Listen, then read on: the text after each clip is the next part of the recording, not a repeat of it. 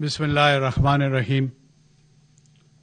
وفاقی وزراء، chairman NDMA general انعام، GOC اسپیشل سروسز گروپ میں جنرل عادل رحمانی، DGMO میں جنرل اویس دستگیر، سول اور عسکری اہلکار، مقامی ریسکیو رضاکار اور بٹگرام چیئر لفٹ واقعے کے متاثرین،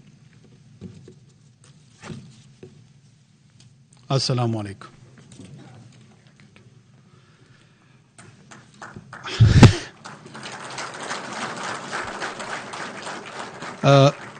سب سے پہلے تو یہ لمحہ ہے کہ ہم اس کو سیلیبریٹ کریں، اور اس سیلیبریشن کے لیے ہم نے آپ سب کو مدعو کیا. جب کل اس واقعے کی اطلاع صبح صبح مجھ تک پہنچی، مجھ سمیت ہر پاکستانی جس تک یہ خبر پہنچی، ٹویٹر کے ذریعے، فیس بک کے ذریعے، ٹی وی کے ذریعے، مختلف ذرائع ابلاغ کے ذریعے، تمام لوگ یکساں طور پہ پریشان تھے. یعنی کروڑوں افراد پریشان تھے، اور اس پریشانی کے عالم میں کچھ امیدیں تھیں، کچھ خدشات تھے، کچھ خوف تھے. اس نے ایک ڈیپ سینس آف پریشر جو ہے نا اس کو جنریٹ کیا. ایک طرف ہمارے یہ مستقبل کے مہمار، ہمارے بچے ہی تو مستقبل ہیں، بچے ہی تو کل ہیں، بچے ہی تو پرسوں ہیں، بچے ہی تو آنے والی نسل، آنے والے دنوں، آنے والے پاکستان کا چہرہ ہیں. اور کون ہے؟ میں نے اپنا وقت، اپنا لمحہ آپ نے گزار کے چلے جانا ہے. انہوں نے ہمیں ریپلیس کرنا ہے. یہاں پہ کسی انوار نے کھڑے ہونا ہوگا، وہاں کوئی اویس بیٹھا ہوگا، وہاں پر کوئی عادل بیٹھا ہوگا. انہی میں سے ہے. ہم نے اپنے کل کے اویس کو بچایا، ہم نے اپنے کل کے انوار کو بچایا، ہم نے اپنے کل کے مہمار کو بچایا.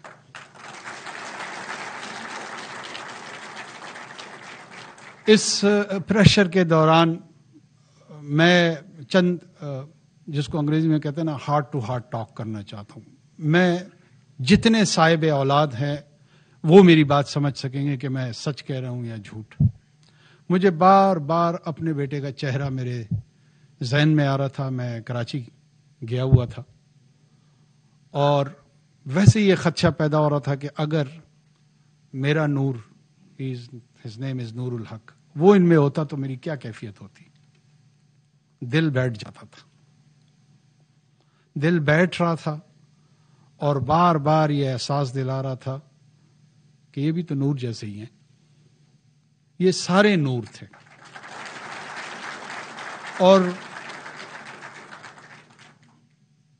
جو ہی چند گھنٹے گزرے، ظاہر ہے اس میں اینزائٹی بھی تھی، اس میں بے چینی بھی تھی، اور یہ بے چینی نیشنل لیول پہ تھی. یہ نہیں تھا کہ یہ الائی میں مسئلہ تھا، یا بٹاگرام میں لوگ پریشان تھے، یا پشتون پریشان تھے، یا سندھی پریشان تھے، یا بلوچ پریشان تھے، یا پنجابی پریشان تھے. نہیں، جتنے ذی شعور انسان اس خطے میں موجود تھے، جو ملک سے باہر بھی یہ خبر پہنچی، وہاں پہ بھی لوگ پریشان تھے. اور دنیا کی بھی نظریں لگی ہوئی تھی کہ یہ اس چیلنج کو کیسے نبردآزما ہوں گے، کس طریقے سے اس کو ہینڈل کریں گے. اب جب میں DGMO صاحب اور جنرل عادل سے، انہوں نے مجھے تھوڑا سا بریف کیا، تو یقین جانے میں تھوڑی دیر کے لیے خوش ہوا کہ شکر ہے کہ مجھے پہلے نہیں پتا تھا. جس طرح کا بیک گراؤنڈ اور جس طرح کی ویدر کنڈیشن، جس طرح کا چیلنج، اگر مجھ جیسے کمزور دل کا فرد اس پلاننگ کے عمل میں ہوتا، اس ایگزیکیوشن کے عمل میں ہوتا، تو ہم شاید گھبراہٹ سے، خوف سے کوئی نہ کوئی غلط قدم اٹھا لیتے.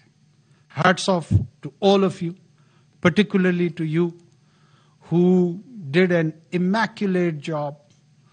اور اتنی صفائی سے آپ لوگوں نے اس کو پلان بھی کیا، آپ لوگوں نے اس کو ایگزیکیوٹ بھی کیا. میں سب سے زیادہ کریڈٹ ان لوگوں کو دوں گا جو اس میں سوچنے کے عمل میں شامل تھے اور پھر اس سوچ کو عملی جامہ پہنانے والے ان کے ساتھ جو سنکرونائز ہوئے ان کو کریڈٹ دوں گا. کہیں اگر خدا نخواستہ اس میں کوئی جھول آ جاتا, کوئی کمی آ جاتی تو بہت بڑا نقصان ہونا تھا.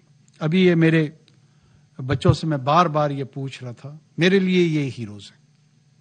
یہ اس لیے ہیروز ہیں کہ وہ 7-8 گھنٹے بار بار میں ان سے ایک ہی سوال کر رہا تھا کہ یہ کیا محسوس کر رہے تھے, یہ کیا سوچ رہے تھے, کیونکہ گزر تو ان پہ رہی تھی. ہم تو باہر بیٹھے ہوئے پریشان تماشبین تھے, لیکن تھے تماشبین ہی. گزر ان 8-9 لوگوں پہ رہی تھی جو اس آرڈیل سے, اس کرائسس سے فزیکلی اس کا سامنا کر رہے تھے. ہر ایک نے مجھے کہا کہ جی شروع میں ڈر لگا. مجھے ان کے اس ایماندارانہ جو تسلیم انہوں نے اپنی ذہنی کیفیت کی اس میں بڑی خوشی ہوئی. ایک تو یہ کہ میرے بچے جھوٹ نہیں بول رہے تھے, اور دوسرا پہلو ان کا جو سچ کا سامنے آیا تو میں نے کہا پھر کیا ہوا. کہا جب ہم نے دور سے فوجیوں کو دیکھا ہمیں یہ لگا اب بچ جائے گی. یہی وہ رشتہ ہے, یہی وہ ریلیشن شپ ہے جو سوسائٹی اور اسٹیٹ کے بیچ میں اسٹیبلش ہونا چاہیے. یہی وہ کورس آف ایکشن ہے جو پاکستان کی فیوچر ڈیسٹنی کی طرف ہمیں اکٹھے ہو کر لے جائے گی. یہ کریڈٹ نہ فوج کا ہے صرف, نہ پی ڈی ایم اے کا ہے صرف, نہ لوکل افراد کا ہے صرف, یہ ہم سب کا اجتماعی کریڈٹ ہے. اور اجتماعی کریڈٹ میں ہر ایک نے, اس ماں نے جو ٹی وی کو دیکھ رہی تھی اور صبح کا شاید ناشتہ بنا رہی تھی اور دوپٹے کو بار بار یوں کرتے ہوئے دعائیں دے رہی تھی, اس کا بھی کریڈٹ اس میں موجود ہے. اس میں اس والد کا جو صبح اپنے بچوں کو اسکول پہنچانے جا رہا تھا اور اس کو یہ خبر مل رہی تھی اور اس کے قلب پہ جو پریشانی گزر رہی تھی اور اس کے دل سے دعائیں نکل رہی تھی, اس کا بھی کریڈٹ موجود ہے. یہی وہ دعائیں تھی جو اکٹھے ہو کے اوپر گئیں. ہمارے عقیدہ کا حصہ ہے کہ فیصلہ آسمان پہ ہوتا ہے, اظہار اس کا زمین پہ ہوتا ہے. تو اللہ نے ہم سب کی اجتماعیت کے سینس کو دیکھ کے فیصلہ ان کو بچانے کا کر لیا تھا. یہ لوح محفوظ میں بچے ہوئے تھے, لیکن اس بچاؤ کا اظہار زمین پہ ان لوگوں سے کروایا.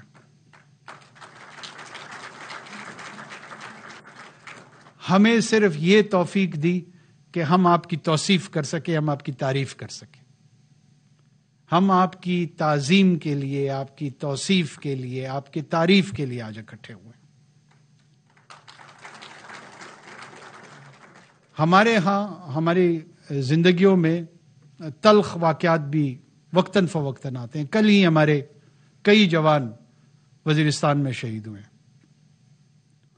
میں اس موقع پہ ان شہداء کو نہ صرف جو کل کے تھے, باقی بھی ہمارے جتنے 70 یا 80 ہزار شہداء ہیں, وہ چاہے سیاستدان ہوں, وہ چاہے پولیس سروس میں ان کی خدمات اس مملکت کے لیے تھی, وہ چاہے پاکستان کے افواج سے ان کا تعلق ہو, وہ پاکستان ایئر فورس سے ان کا تعلق ہو, نیوی سے ہو, وہ سول سوسائٹی کے لوگ ہوں, وہ جرنلسٹ ہوں, وہ ہمارے قلمکار ہوں, وہ ہمارے دانشور ہوں, وہ ہمارے بے روزگار ہوں, وہ ہمارے بیکار ہوں, جو بھی وکٹم بنا ہے یہ سب ہمارے ہیں. اور یہ تمام لوگوں کے لواحقین کو کم سے کم میں پاکستان کی حکومت کے نمائندے کے طور پہ, جو کہ ریاست کی نمائندگی کرتی ہے, یہ یقین دلانا چاہتا ہوں کہ وی ول ناٹ فارگیٹ یو. ہم آپ کو بھولیں گے نہیں. آپ ایسے ہی ہمارے اپنے ہیں جیسے ہمارے خونی رشتے, اور یہ خونی رشتے ہم سے جدا ہوئے ہیں. ہمارا آپ کا ایک بہت بڑا سوشل کانٹریکٹ ہے. یہ لفظ پاکستانیت جو ہے یہ ایک بڑا جامع لفظ ہے. اس کے اندر ریاست اپنے لوگوں کو سیکیور، ریاست اپنے لوگوں کو روزگار فراہم کرنا، ان کی صحت کا خیال رکھنا، ان کو تعلیم کے مواقع پرووائڈ کرنا اور ان کو ایک ڈگنیفائڈ زندگی کا موقع فراہم کرنا، یہ اس کی ذمہ داریوں میں سے ہے. اور اس ذمہ داریوں کو روکنے کے لیے جو بھی عناصر یہ سمجھتے ہیں کہ وہ ہماری طرز زندگی کو بدل دیں گے، وہ ہمارے انداز گفتار کو، ہمارے انداز رہن سہن کو بزور شمشیر، بزور بازو، بزور طاقت تبدیل کر دیں گے،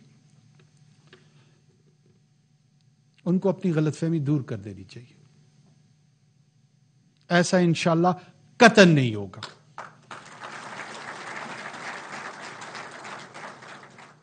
یہ ہمارا گھر ہے، ہم کہیں نہیں جا رہے. دس از ہوم. اگر ان کو کوئی خوش فہمی یا غلط فہمی ہے وہ دور کر لے. اور گھر کا نظم اور نظام الحمدللہ بہت ہی با اختیار اور باصلاحیت لوگوں کے ہاتھ میں. یہ شہادتیں کوئی اپنے پیاروں، جب ان کے کسی کے پیارے دور ہوں تو وہ جو درد ہے وہ شاید اس کے متعلق ہم بات تو کر سکتے ہیں، محسوس نہیں کر سکتے. ہم ہمیشہ کہتے ہیں ہمارے 70,000 80,000 شہدائے ہیں، کوئی شک نہیں ہے. اس کے پیچھے 80,000 بیوائیں ہیں، اس کے پیچھے 80,000 والد ہیں، والدہ ہیں، بچے ہیں، نانا ہے، نانی ہے، دادا ہے، دادی ہے، خالہ ہے، ماموں ہے، پھوپھی ہے. یہ تمام رشتے موجود ہیں اور ان رشتوں کی جو درد کی کمک ہے اور وہ رمق، وہ الفاظ میں بیان نہیں ہو سکتی. اس کے متعلق بات ضرور کی جا سکتی ہے، لیکن یہ وہ صاحب درد محسوس کر سکتا ہے جو خود اس درد سے گزرا. تو ہم ان کے لواحقین کے قرضدار ہیں. انہوں نے اپنے آج کو ہم سب کے کل کے لیے قربان کیے. بہت سارے لوگ سمجھتے ہیں کہ ان کو تنخواہ دی جاتی ہے تو اگر اس کے بدلے میں انہوں نے جان بھی دے دی ہے تو یہ ان کا فرض تھا. تنخواہ ہم ان کو ان کی ضروریات کو پورا کرنے کے لیے دیتے ہیں. جس چیز کے بدلے میں وہ جان دیتے ہیں اس کے لیے ہم ان کو احترام دیتے ہیں، ہم ان کو عزت دیتے ہیں، ہم ان کی تکریم کرتے ہیں. کیونکہ یہ سودا ہر ایک نہیں کرتا، یہ سودا ہر ایک نہیں کرتا. ٹرسٹ بھی.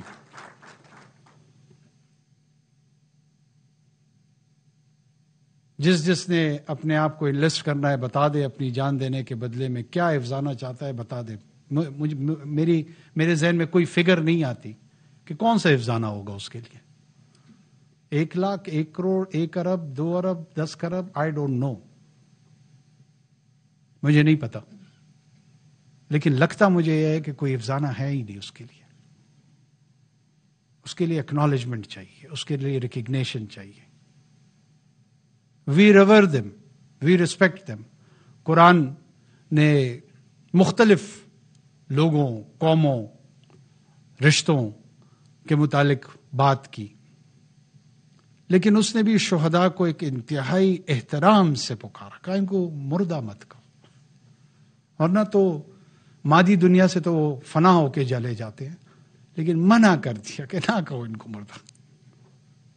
کہا تمہیں شعور ہی نہیں ہے کہ یہ کون سے سٹیٹس میں ہے، یہ کون سی اسپرچول ٹرانزیشن میں ہے، یہ کون سی روحانی کیفیت میں ہے. میں ان کو رزق پہنچاتا ہوں. یہ وہ لوگ ہیں جو موت سے بھی نہیں مرتے. رزق تو زندہ کو دیا جاتا ہے، مرے ہوئے کو تو رزق نہیں دیا جاتا. یہ وہ لوگ ہیں جو مر کے بھی نہیں مرتے، جو موت سے بھی نہیں مرتے. تو ہمیں یاد ہیں یہ زندہ لوگ ہمارے، یہ زندہ جاوید لوگ ہمارے. صلہ شہید کیا ہے؟ تب و تاب جاویدانہ. یہی وہ تب و تاب جاویدانہ ہے جس کی لڑی میں یہ پرو کر اپنے آپ کو تو دائمی کر گئے ہیں اور ہمیں مقروض کر گئے. تو انشاءاللہ کوشش کریں گے کہ پاکستان، یہ محدود وقت ہے ہمارے پاس، ہمارا صرف کام یہاں پر الیکشن پروسیس کو اسسٹ کرنے کا ہے، اس سے زیادہ کا ہمارا کوئی مینڈیٹ نہیں ہے. کچھ دوست سمجھتے ہیں کہ میں اس مینڈیٹ سے زیادہ بات کر رہا ہوں، تو میں ان کو یاد دلاتا چلوں کہ میں نگران وزیر اعظم کے علاوہ I am a proud citizen of Pakistan. So I have to contribute as a citizen also. تو بطور شہری جو میری رائے ہوتی ہے اس کا اظہار نہ وہ کرنے سے ہم کسی اور کو روکتے ہیں، تو برائے مہربانی نہ مجھے روکا جائے. بہت شکریہ.